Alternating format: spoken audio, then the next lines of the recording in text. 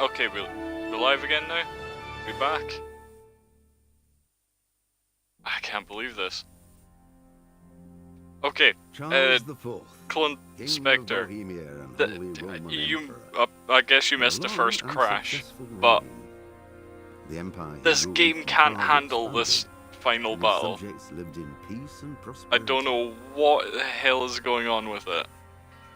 But the first time we started the assault in Talmberg, we got up the ladder, we cleared the outer walls, and we were just making our way further in, and it just crashed. And so I had to reload, I had to do the whole, I got to fire the trebuchet again. And then, as you saw, halfway up the ladder, I just lost all my health. And then trying to get to the top of it, it crashed again. So this is attempt 3. He even failed to turn up for his own coronation as emperor, which did little to endear him to the Pope.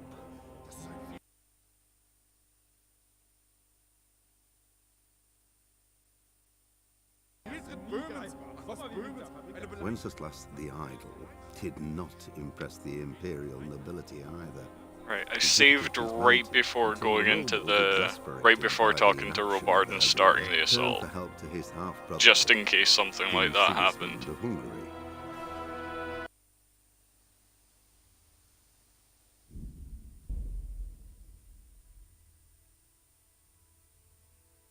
It's fine, 3rd time's a charm. We're gonna get it this time.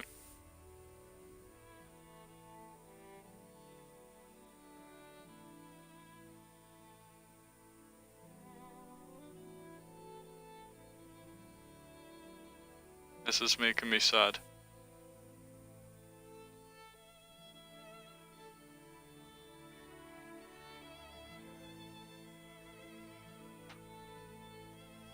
I was really enjoying that too. I was all pumped to like raid Talmberg, go in and kick some ass and take it back.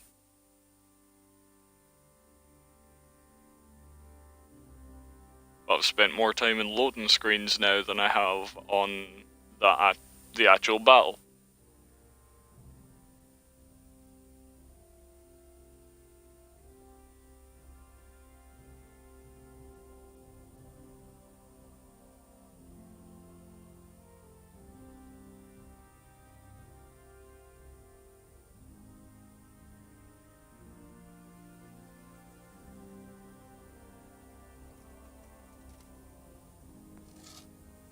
Okay, right. We are ready to start. Load the trebuchet. Right, yes. We're gonna attack. I'm ready. We're gonna break down the gate. We're gonna climb up the walls. We're gonna kill everyone in the battlements. Then we're gonna go in and fight people in the bailey, and then we're gonna fight room to room in the living quarters. I know everything I need. I'm gonna join the guys in the walls. Good luck then. Right, here we go. Skip that.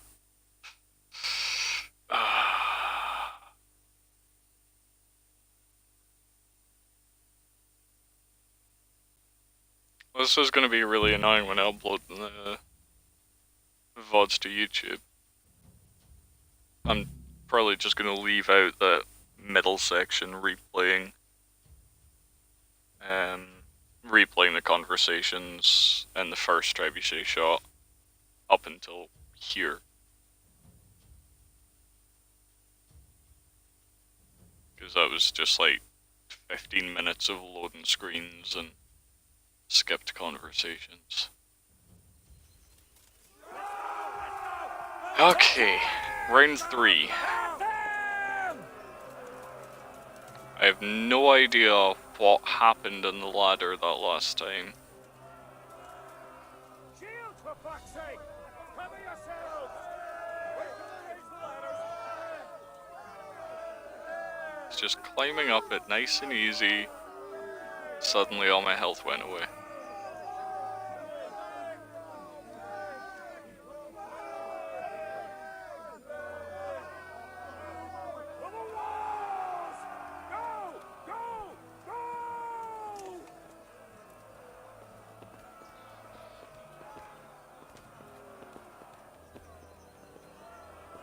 Come on.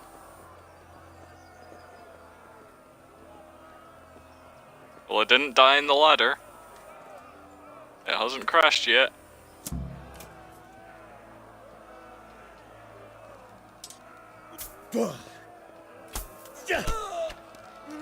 No, don't target him. I hate the targeting in this. Oh, he's unconscious. Murder him quickly.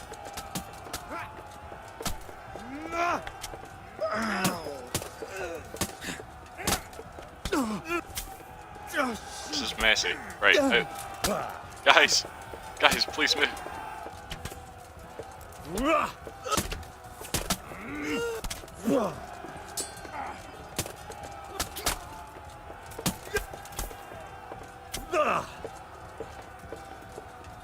Alright, here we go. I've got an arrow on me. We're not going in there. We're going down here. Smash them! Clear those battlements!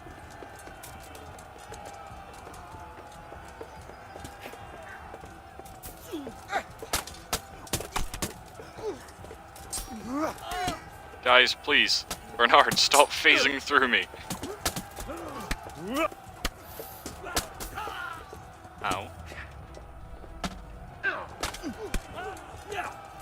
Target. That guy. Okay, guess we're targeting this guy too.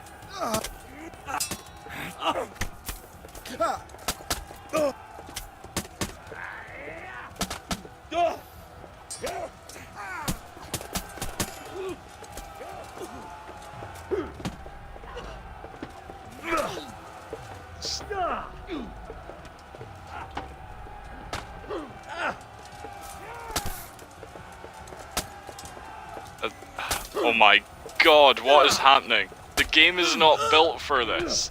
This is a lot of people in a very small space.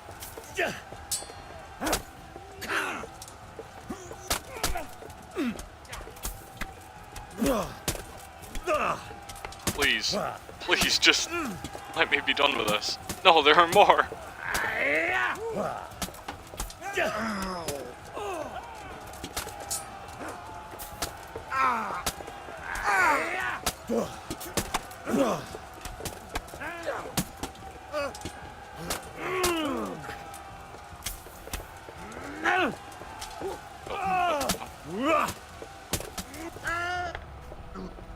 This is a fucking mess.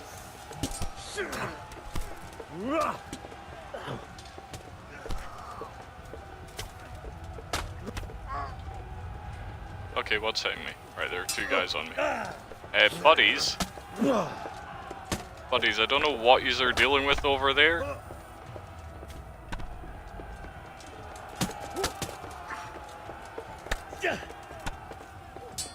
There we go, they finally caught up.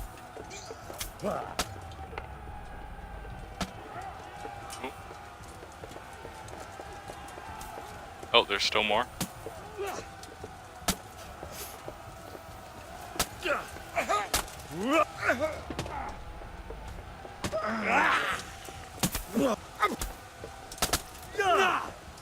We've got them! Okay. And now from the south! We'll charge them from the rear!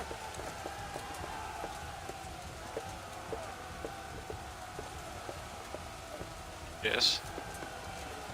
Okay, this is about where it crashed last time. Hold on, let me... Oh yeah. Re-equip my bow. Put more poison on my axe. And I'll drink a Margle decoction. Get this health back. Save. I don't know... Yeah, can't save right now. Even though I broke combat enough to use items, I don't think it's going to let me save at any point during this finale. We're just constantly too close to enemies. This is where it crashed last time, so we've made it further, or the first time even. This is where it crashed.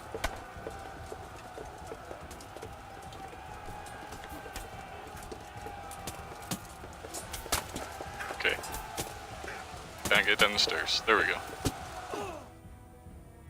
Hey, didn't have to fight anyone. That's good.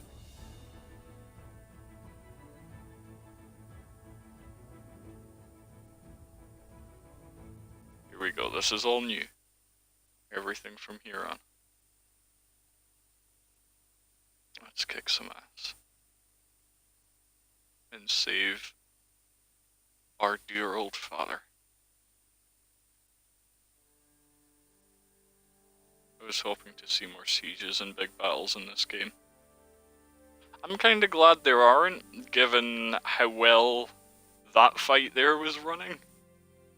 Trying to have multiple people in combat. If they designed it to be suited more for that, then yeah, that would have been fine. Oh, here we go.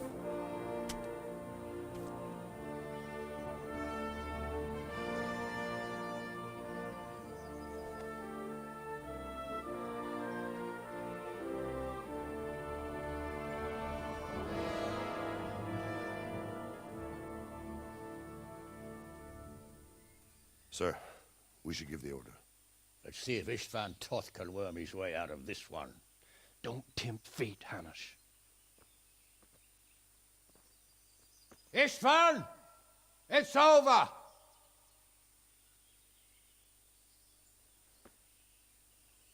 You want us to come and get you?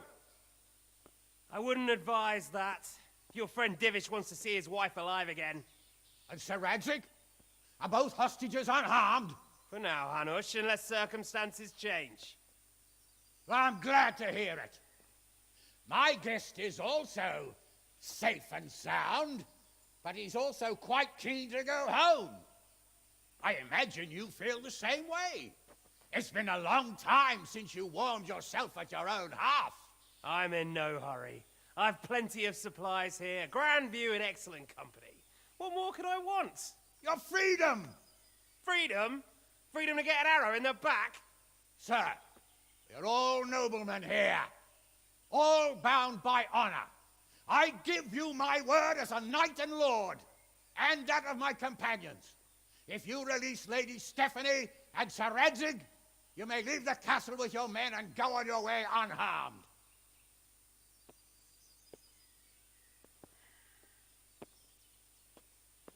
And just how far will we get? What good will it do me if your men attack us in the woods instead of here? If you give me your word of honor that you will leave and never return, I promise you safe passage to the boundary of this fiefdom. What happens after that is up to you and the will of God Almighty. Very well then, but I want a small safeguard. I'll give you her ladyship, but Radzig comes with me. I'll release him in Skalitz. Out of the question! Is our word not good enough for you? Is mine not good enough for you? I swear I'll release him when I get to a safe distance. I'll go with him, Hanush. Let the Lady Stephanie have her freedom now. Father! Don't worry, son. I trust Lord Toth's self-interest more than his word. He wouldn't be fool enough to harm me. If you're certain, Radzig. Prepare horses and supplies, and tell your men to pull back. We'll come down. You heard him. Get to work. And any man who breaks this truce answers to me. So are you really going to let them go? My word is my bond, Henry. He's a cutthroat and a liar. Good men are dead because of him. What's to stop us from skewering him as soon as he sets foot outside? Our honor. If you let him go, he'll do the same again. Or worse. God's justice will find him. And then, he'll get a taste of my peace.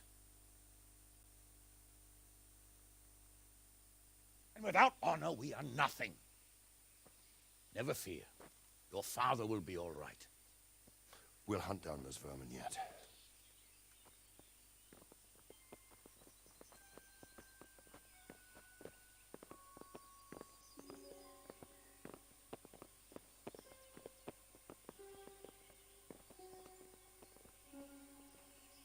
Bring the horses.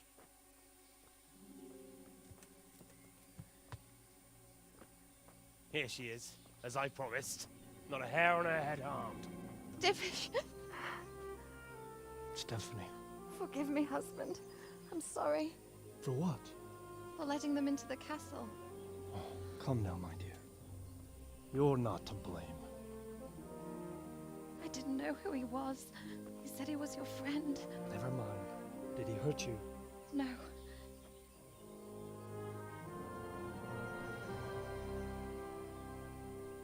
I hope your word can be trusted. Certainly more than yours. If everything goes as agreed, I'll set Radzig free in Skalitz.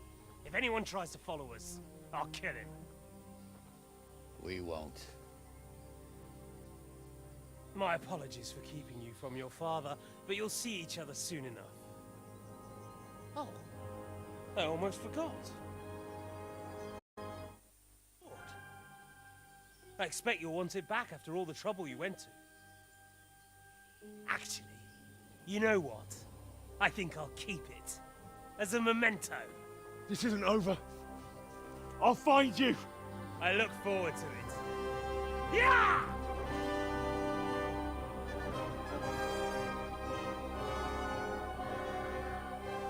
Quick! To the battlements!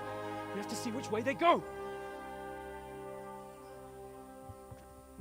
Oh, they really are heading for Skalitz. Mount up, Henry. You've heard what he'll do if we follow them. We're not going to follow them. We just have to collect your father. Or do you want him to walk back here when they release him?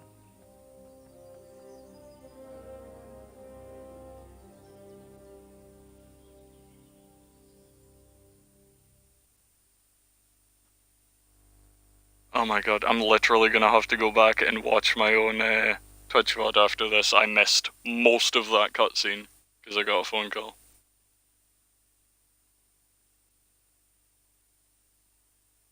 Right, so what's happening? They ran off with Radzig?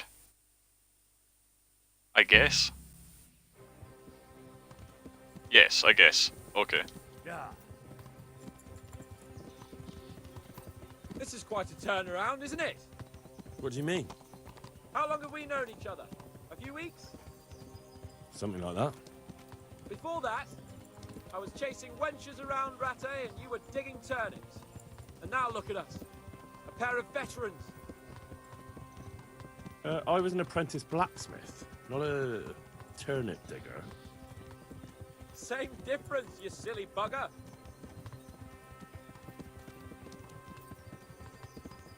Yes. Okay, so they did ride off with Radzig. Did we get Stephanie back? What should I say to him? Don't worry. It'll come to you. You'll see. Well, I just hope he'll be there. Alive. Yes, okay. Yeah, I'm gonna have to go back and rewatch that.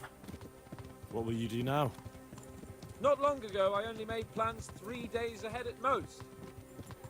Maybe I really could do something for Rattay and its people. Something really big. But there'll be plenty of time for that later. I'm glad Hans has grown up at least. The way you found Tom. Sneaking into Brannick all on your own. Well, what I mean is, hats off to you, Hal. You wouldn't catch me doing that. Truth is, I didn't think much about it. I just felt I had to do it.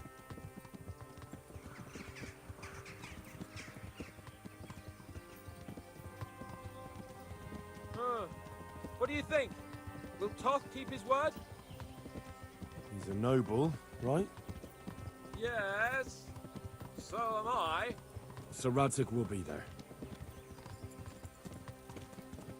Right, so I'm assuming he didn't trust what Hanish was saying and took Radzig as, like, insurance just to make sure he did get away safely, and he said that he'd release him on the border or something. Yes, okay. At least I've got the gist of what happened. Let's hope Radzig doesn't get killed off before we can finally sit and he tells me why he kept everything a secret for so long. There's no sign of them. Move on.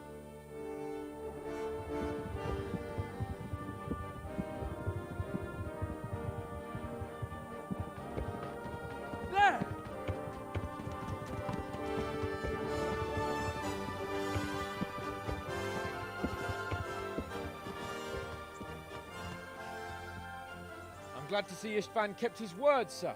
Not half as glad as I am, Your Grace. Well, we kept our word too, and now Toth has had his head start and he's fair game.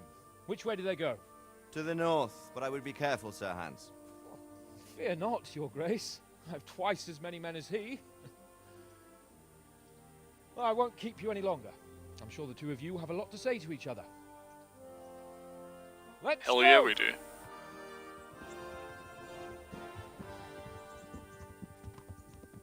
Are you alright, Father? I am. They treated me quite decently. Although they did steal my horse, so I'll have to go back on foot.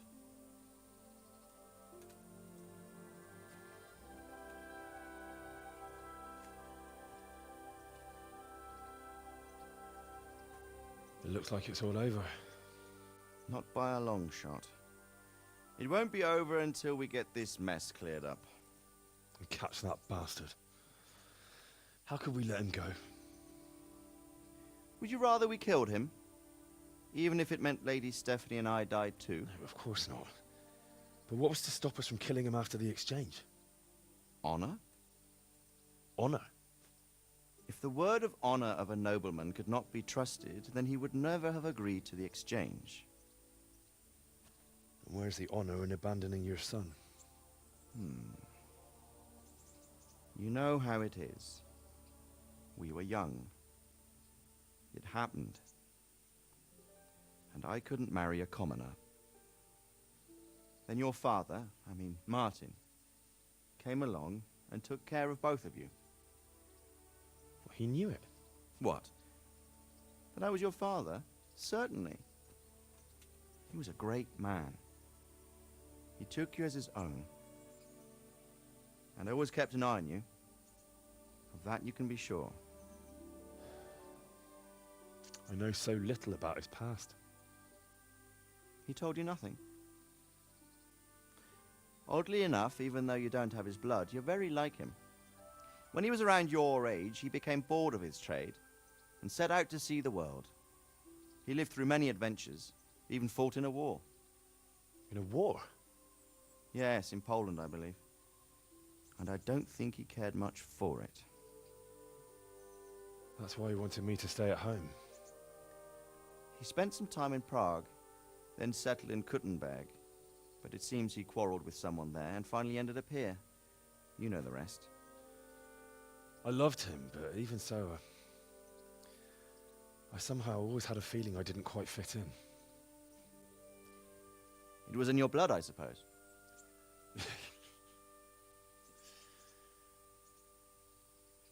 I lost the one thing I had left from him.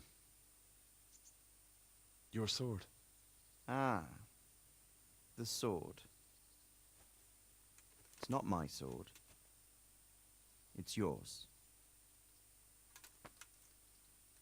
For a moment there it was so near, yet so far. Oh well, it can't be helped. It was almost within my grasp, but just then I had something else on my mind. Well, I think we may yet have a chance to get it back. This business with Toth is not yet over, unfortunately. That's a chance I'd welcome. Not just to get the sword, but that bastard Istvan too. And then I'll find that German whoreson who torched Skalitz, and I'll slay him with it. I'll never forget his face. Or his name. Mark Vart von Aulitz. Those are noble intentions, son.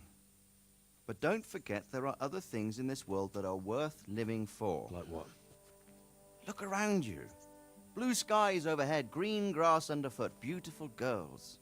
Good wine, a few good friends, and a fine steed under your backside. Those are things worth living for. Though I can't deny that swine who killed your mother must pay for what he did. But it's better not to dwell too much on that at the cost of those other things. On the subject of steeds, I think we'll have to ride like the Knights Templar. How's that? 2 up. One day I'll tell you how they got their seal. You can take the front.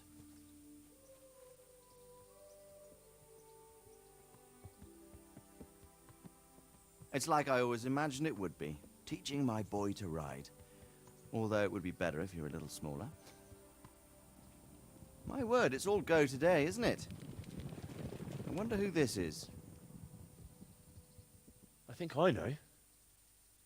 It's Margrave Jobst. The king's cousin? I wonder what he wants. I guess we'll find out soon enough.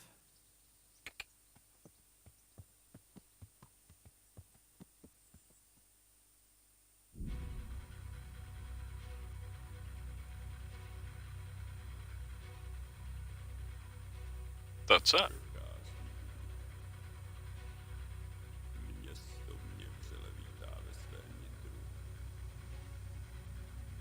Is there going to be more? An after credits scene? Now for the epilogue. Okay, so there is an epilogue thing.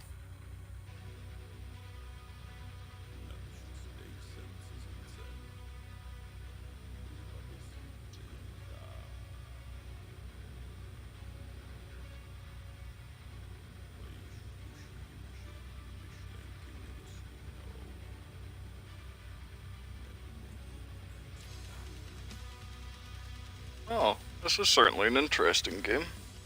I like the credits music. Yeah, it's not bad. I wonder if it's gonna get muted in the VoD though for copyright. I imagine it might.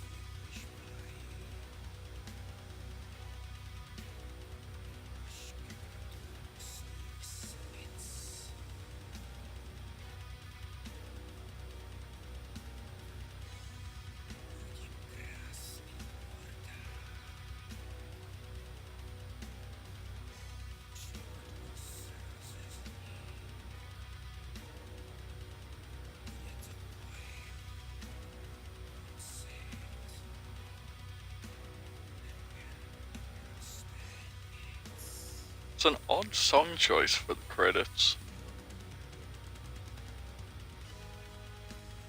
It's not bad, but I don't know, it doesn't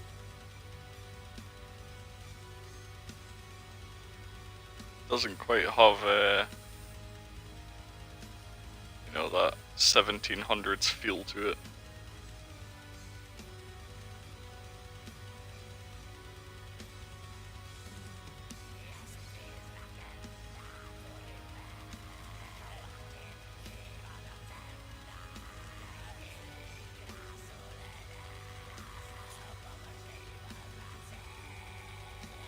Oh, Brian Blessed was Conrad Keyser. I thought his voice seemed somewhat familiar, but I couldn't place it. Yeah, he was the model for it as well. 1600s, same thing. I was close. 17th century.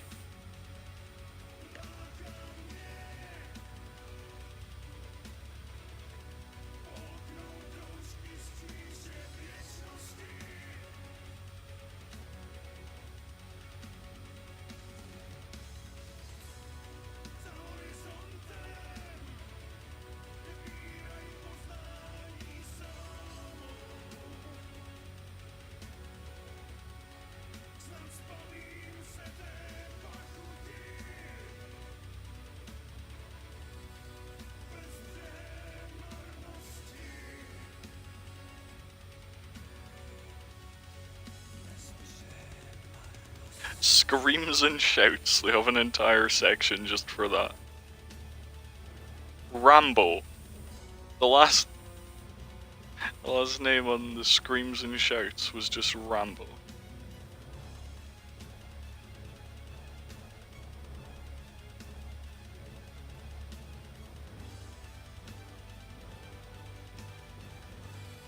Who voiced Miller Peshek? That's a question. I'm not sure. I didn't see that one. Or I didn't pay attention to it, at least.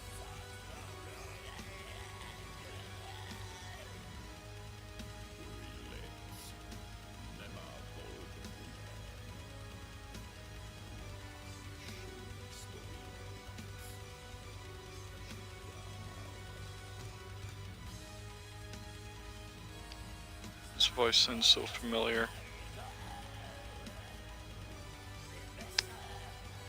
I get similar feeling. I know I don't think it was only Peshek that guy voiced. I think I remember someone else with the same voice as him.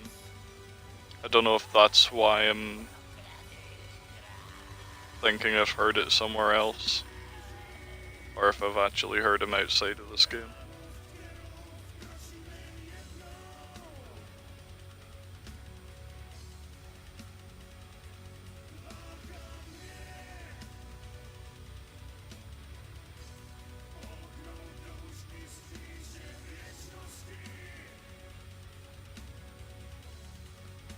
I think he voiced a character in Arma 3.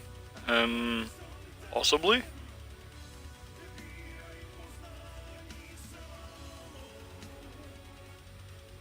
I have no idea.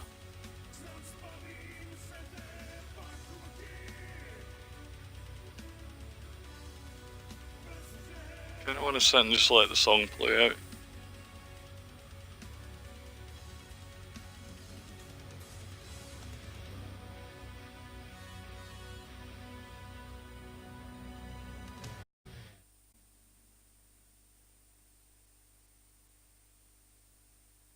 Okay, is that it? Nothing else before I hit B here?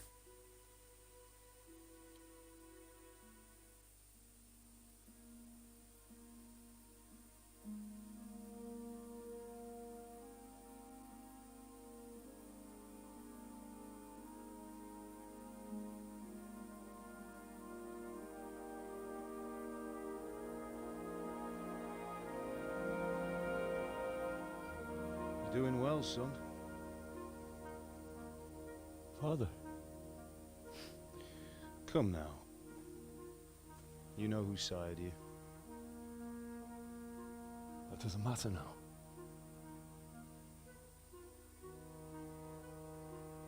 I miss you, Amar. I miss you very much. You'll be fine. We're proud of you. For what? I let you down. I lost the sword. I let that bastard get away. Don't be so hard on yourself. There was nothing you could have done to save us. And someone has to live and carry the torch. As for the sword, it's just a thing. You didn't want me fighting. Now look at me. Standing up to evil isn't the same as sowing its seeds. You did what was right.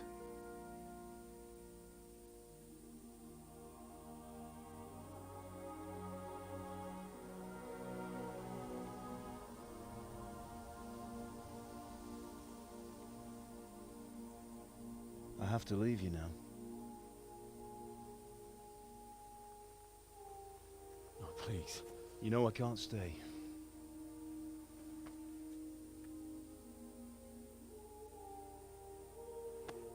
Will I ever see you again?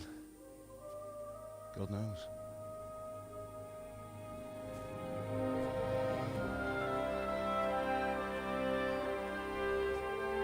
Make her proud.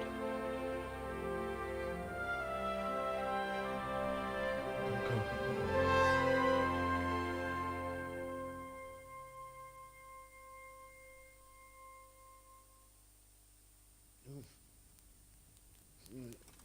Oh, don't go. No. What on earth were you dreaming about? I couldn't wake you, and it's well past dawn. Sir Radzig wants you at the upper castle. The lords are in council with Yobst. Right. I'll go straight away.